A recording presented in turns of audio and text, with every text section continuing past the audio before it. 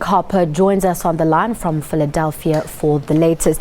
Thank you very much for joining us, Nick. Now, what's the mood like at the meeting, and how serious are allegations that Moscow intelligence could be behind this chaos? Well, Tabili, at the moment it's quite calm here. We're about an hour away from the meeting being gavelled into session. That will start what will be undoubtedly a very busy 4 days. Now, we heard there just a moment ago from Bernie Sanders really trying to appeal to his supporters for unity. What he doesn't want to happen is to have the type of disunity, the type of rifts within his own party that we saw last week at the Republican convention. At that, there were many high-profile Republicans who did not up, and the ones that did weren't fully supportive of Donald Trump. So Bernie Sanders is trying as hard as he can to say to his supporters, look, we have had some problems. The Democratic National Committee has not been fair with me, but what we need is a united front. What will be interesting to see is exactly how his supporters react to that message when he gives a speech later on this evening, because there are a large number of delegates of whose support he will be here tonight. It'll be interesting to see whether they feel that the united front is the thing that should happen, or whether more of a disunity, more of a ruckus should be created over what has happened. And in terms of Russia's involvement, there is certainly this concern. It's something that the FBI is now looking into. Hillary Clinton's campaign team say that Vladimir Putin, the president of Russia, is potentially behind this, because they say that someone within Russia who is supportive of Donald Trump tried to disrupt this convention. Of course, the timing of it is in itself very significant, coming just ahead of the convention here in Philadelphia. The fact that we had 20,000 leaked emails picked up by WikiLeaks. The question is exactly how they were got, and whether the person behind them in Russia was involved in any way within Trump's campaign. Now, Nick, you've mentioned Bernie Sanders quite extensively, and I want us to look at him. But before that, let's look at what Donald Trump had said earlier on. Are these leaked emails what he was complaining about when he was saying that the system had been rigged? I think it was a hard-fought primary. There's a lot of people, especially... Well, Donald Trump throughout has said that it is a rigged system. He constantly talks about the fact that the rivals within the Democrat Party, Hillary Clinton and Bernie Sanders, are not fit for office because they are part of that establishment, that rigged system, that he instead is the outsider, the man who's never held political office, and he feels can shake up the country. He feels that obviously what we've seen within the Democratic National Committee, the fact that they were favouring one candidate over the other, not having the impartiality that they should have done, shows significant flaws right at the root of the system.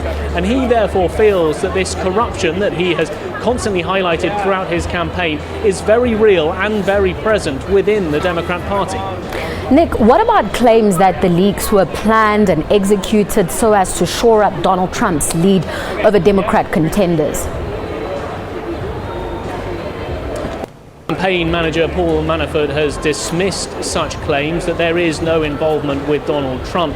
However, the Democrats feel, looking at past history where we've had Donald Trump praising Vladimir Putin and in return receiving praise from the Russian president, does indeed seem a little bit suspicious that just 2 days ahead of the opening of this very public, high-profile national convention, we have ourselves a situation whereby there are these leaked emails that are showing some very clear divides within the Democrat Party. So they've pointed their finger at the Republicans, that there is perhaps some link between the leaking of these documents obtained by a hacker and Donald Trump. Now, of course, Donald Trump's team, they're saying that is not the case, but the Democrats, in their own way, trying to deflect blame, to try and push it on away from themselves, are just looking for any out at this stage, any way of moving the finger of blame on them off of themselves.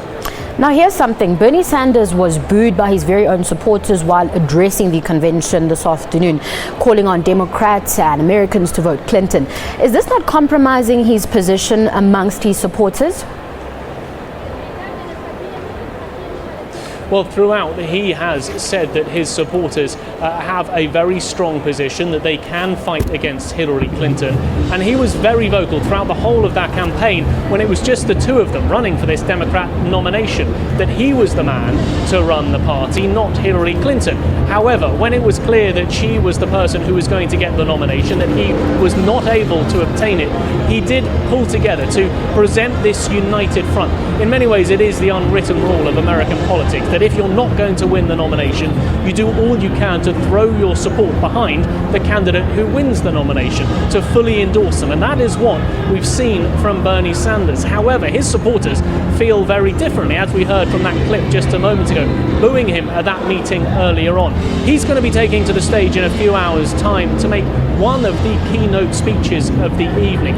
What will be interesting to see is whether the supporters in this room are cheering for him or booing for him when he throws his full support behind Hillary Clinton. Now, speaking of supporting Hillary Clinton, we know that he's endorsed her, but his delegates are pushing for a state-by-state tally. The state-by-state tally roll call is scheduled for Tuesday. What is likely to happen there? Well, yes, the roll call, they'll be going through each one of the states. We'll be finding out exactly how many delegates are with Hillary Clinton and exactly how many delegates are with Bernie Sanders. However, going into this, we know that she will get the majority. That is all but certain. But, of course, like we saw last week with the Republicans, Bernie Sanders supporters, his delegates, want to try and make it as public as possible that they don't support Hillary Clinton, to get the opportunity to get behind a microphone and talk in a very public way to show that they support Bernie and not Hillary. It's likely the party officials will not want that to happen. That's something we saw last week with the Republicans, party officials overruling the ability for delegates who did not support Donald Trump to have a microphone and make their comments very clear. And we saw booing and disunity right in the middle of the Republican convention. That's something that obviously the Democrats here are going to want to try and avoid. But already, with this convention barely even underway, we are seeing that lack of unity throughout the whole of the Democrat ranks. Now, Nick, there are those who threaten to oppose Virginia's Senator Tim Kaine as Hillary Clinton's running mate. Can they win? Well, they certainly hope so. I mean, Hillary Clinton's choice of Tim Kaine is one that's been taken after many, many months of weighing up the different candidates. They feel that Tim Kaine will be able to present more of a conservative, centrist front to the Democrat Party that have many left-leaning liberals. Some of the people that they were looking at is someone who will be speaking here this evening, the firebrand senator from Massachusetts, Elizabeth Warren. Now, she's very left-leaning. It's someone that Bernie Sanders wanted to have the VP nomination. However, with Tim Kaine, Hillary Clinton feels that he is a sensible, perhaps in some ways, boring candidate. They even joked about that just a week ago in an interview, but she perhaps feel that he can appeal to those Republicans out there who are more centrist, that are not right-leaning, who are unconvinced by Donald Trump's policies. And they feel that Tim Kaine may be the man to win them over. He's also fluent in Spanish and therefore may appeal well to the very large voting bloc that's out there that Hillary Clinton wants to have control of, the Hispanic vote. Now, perhaps a good way to wrap up would be to look at how this latest saga is affecting Democrats, especially just days after Hillary Clinton's private email saga while she was Secretary of State. Well, undoubtedly, it has been a rocky ride to get to this point for Hillary Clinton. There has been a number of scandals and sagas that the Republicans have played up. Let's not forget the 2012 attack on Benghazi, the US consulate in Libya, in which one of the US ambassadors there died in the attack, along with some other Americans. The Republicans throughout have blamed that on Hillary Clinton because she was Secretary of State at the time. They've also called into question her use of a private email server while Secretary of State. Two things that they've returned to several times to try and discredit her, to show that she is not fit to run the country. In many ways, there are many Republicans, including Donald Trump, who are saying that she should be excluded from the race. We saw the Republicans last week, many of the delegates on the floor shouting, "Lock her up," whenever Hillary Clinton was mentioned. However, her supporters here feel that she is able to not just lead the Democrat Party, but lead the as well. The one slight wrinkle in all of this is that Donald Trump, leaving his convention last week, did have a post-convention bump. and 3 leading polls now show him a few percentage points ahead of Hillary Clinton. She's hoping to be able to sway it the other way during the course of this week and get her own post-convention pump in about 4 days' time. Just finally, Nick, do we know anything about the FBI investigation into those emails? Is there anything new?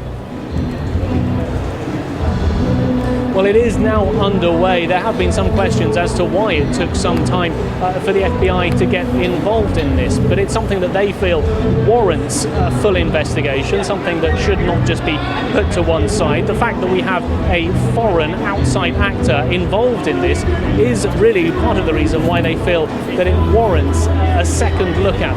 It's something that they will be investigating. We're unlikely to get any concrete results anytime soon, but when they do have the results, they will undoubtedly be very public, and something that both the Democrats and the Republicans will want to capitalize on. Nick, we'll have to leave it there. Thank you very much for joining us. That was our correspondent, Nick Harper, joining us from Philadelphia for the latest on the Democrats' convention.